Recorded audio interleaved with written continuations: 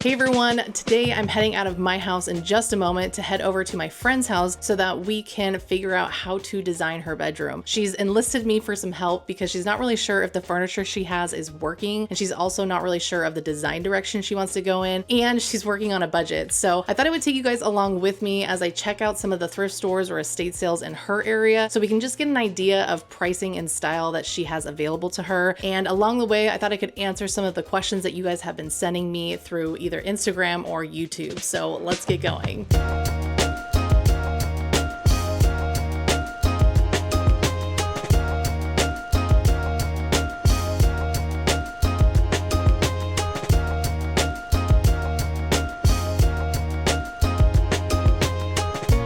So someone asked, what software or app do you use to create your renderings for, I think, my livingwithlk series? And I just create things in Photoshop or in Canva. I've dabbled in a few of like the layout programs, but it does take some commitment to learn them. And at this stage, I can just get my idea across faster with Photoshop. So that's that.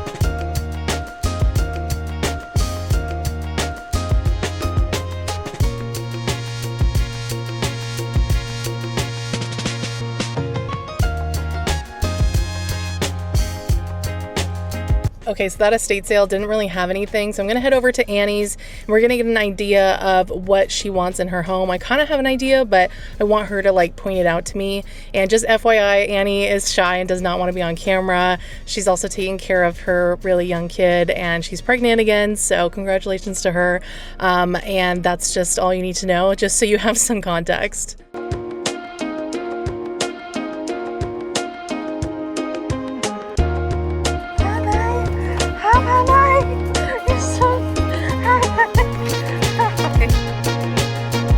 So this is Annie's bedroom that she shares with her husband. They just got back into town, so they're in the middle of putting everything away and doing laundry. So she says ignore the disorganization, but mainly I think this is a really nice room with some really great light from the windows. And thankfully the LVP flooring in here is more white than it is gray. But their main issues are this random ceiling light that is absolutely horrendous that they hate, and it came with the house, but it's on a slanted ceiling, so they don't know what to do with it. So she mainly uses this light, which is the only other light source that they have in here. They also want two matching side tables with bigger surface areas and closed off storage. And Annie needs some more storage for her clothes as she just has this dresser and some room in the closet. I'll definitely get more into what is bothering them about their space when I start their bedroom makeover in the near future. But for now, I want to go look for some better lighting and furniture pieces. Okay, so I just finished up with my friend Annie and I'm kind of excited. She wants to do a bedroom makeover. We're probably gonna do it here on the channel. We found out a lot about what she likes. Basically, I think she has a better direction now of like what she's looking for and a color palette, and we just have to run it by her husband and get him on the same page and get his input, and then we can kind of get started with it. So I think right now she really loves the bed frame and the rug and also the dresser in there, and really loves warm tones, and she just wants some matching side tables and some more storage for her clothing. So I'm at a thrift store at the moment and I'm going to go in there and see what they have, and then we'll just keep going on with the questions. So let's do it.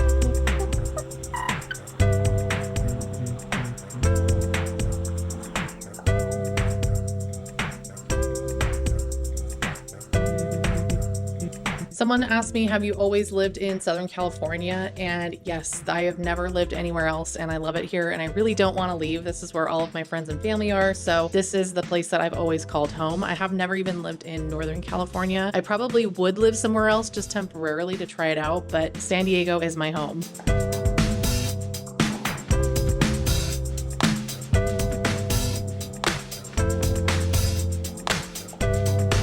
Okay, so someone asked if they could submit their home and have me review it or give them ideas on what to do. And yes, I have a series called Living Like LK where you can go in the description of those videos, there's 4 of them now, and click on the link for the submission form and submit photos and tell me about what's going on. And then I will eventually get to your place and review it in one of my videos. I only post these when I hit certain milestones that I kind of set for myself. So the first one was 10K, and then I chose 85 because I just have so many to go through. But because I do get a lot of submissions, questions, and I've had a lot of people email me actually directly asking for help. I thought I might open it up to like a paid service, and then we could talk about plans about moving forward specifically for your space, especially if you don't want to be on camera or have your space blasted on YouTube. I thought I could come up with a way to give you a more personalized experience that wasn't just for the video and the audience. So let me know in the comments if that's something that you would be interested in doing. I already do that currently with some people that I know in person, like my friend Annie, and I've really only been working with people who I get personal references from, just so that it's something that I'm comfortable with. But I have been playing with the idea of opening it up to just random people.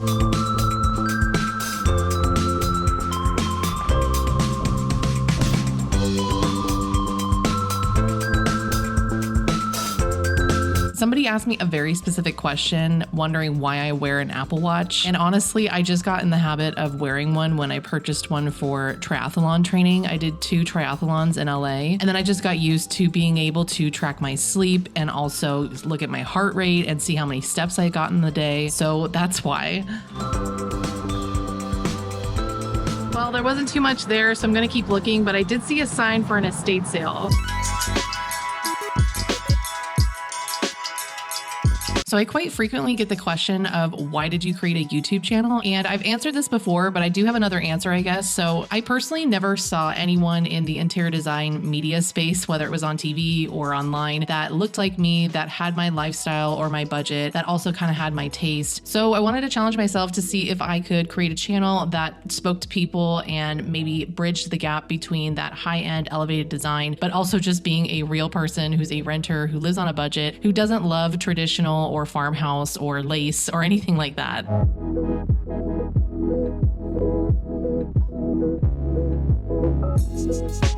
Okay, there was nothing at that estate sale. It was really boring. So I found 2 more thrift stores, and I think I'm gonna go check those out and see if there's anything there either for me or for Annie.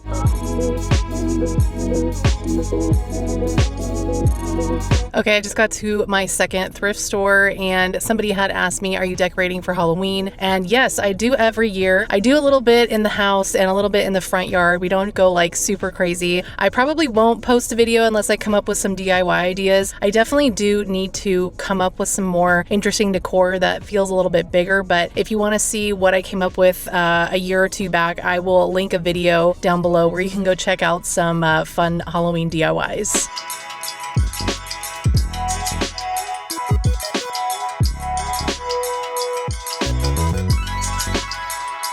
Someone asked, what are your favorite thrift stores in San Diego? And I also had someone ask that last time I did the Q&A, and I answered it and I said that I really don't have one, and the answer still stands true because as you can see, not a lot of thrift stores have either the best prices or the best inventory. So I really prioritize garage sales or estate sales over thrifting because I can find a lot better deals or a lot more unique things. But I always go looking because it's a really great exercise to just get creative and see what else is out there. Maybe something will like spark an idea, but I literally just go to Google Maps and type in thrift store and go to whatever is near me or whatever looks interesting or whatever has good reviews. So I'm really not loyal to any good thrift stores, and I would definitely tell you if there was a thrift store out there that was awesome, but truly I am yet to find a good one that is good consistently. My best advice is to just go to as many as possible in whatever area you're in.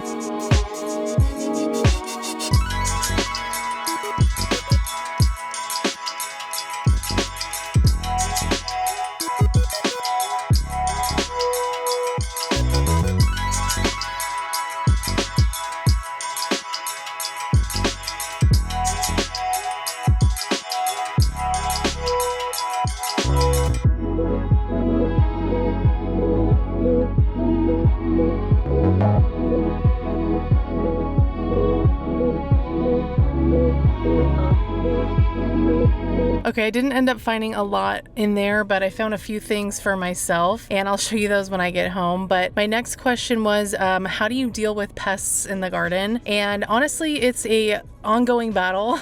I have one squirrel friend who is basically an enemy, and he or she keeps coming into my yard and ripping all the peppers out, and I have to just keep replanting them. So I'm just keeping an eye on the garden literally every day. I caught the squirrel in the new little bird feeder thing that I put up in the little Zen garden area that I made over, and I was just like, get out of here, stop eating my things and ripping out my stuff. The other thing that I use is like these arches that I put nets over, and it's kind of like a bird netting, and it does help with deterring them, but it's something that you just have to kind of keep your eye on all the time. And I've used even like cayenne pepper in my beds, like just on the very top, because it deters them from getting in there, and that has actually helped. It's just that you have to invest in like an Amazon sized jug of cayenne pepper. I found one for like 20 bucks. I'll link it below if you want to try that out, because it's better than using like any kind of poison or traps.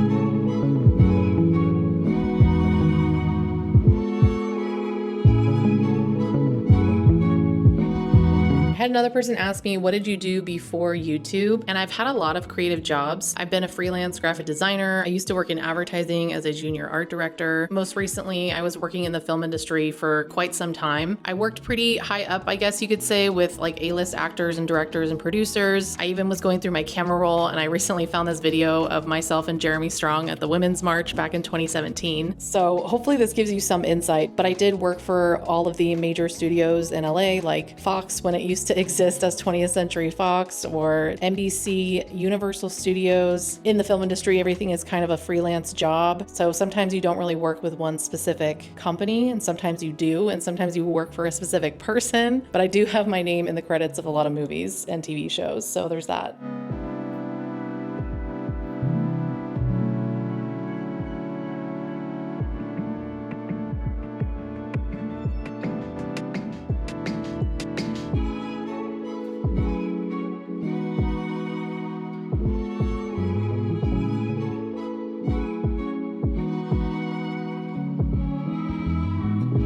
Another question I got is, why did you leave LA and move to San Diego? And that's because I was born and raised here, and I really enjoy being here. And I just slowly realized that over time after working my way up to the top and getting into the union and becoming an associate director, that I just didn't want to maintain that hustle. I was working a lot of long days and working for a lot of big personalities. And to be frank, that vibe was just not for me. And I convinced myself that it was because my mom was born and raised in LA, and her dad, my grandpa, was an actor. So I thought I was just falling into the family business, and I didn't start from like a Nepo baby standpoint. I had to work my way up from the bottom to the top, and it took a long time, and it was super grueling. And I think just by the time you get up there, you're like exhausted. And I just realized, like, do I really want to keep doing this for 5 years? I wasn't sure, but the answer was not a total yes. So I decided to move, but I did keep my job, and I worked remotely because due to the pandemic, everybody was working at home. So it was kind of like a crazy opportunity that I got to continue what I was doing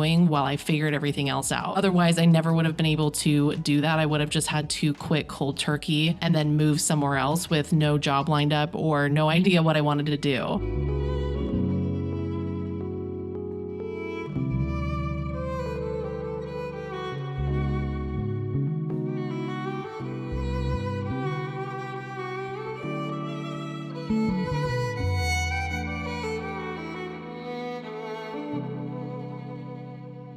Okay, another question that I got asked is, where in LA did you live? And I lived all over, but mainly in Silver Lake or West Hollywood. And that's about all I have to share about that.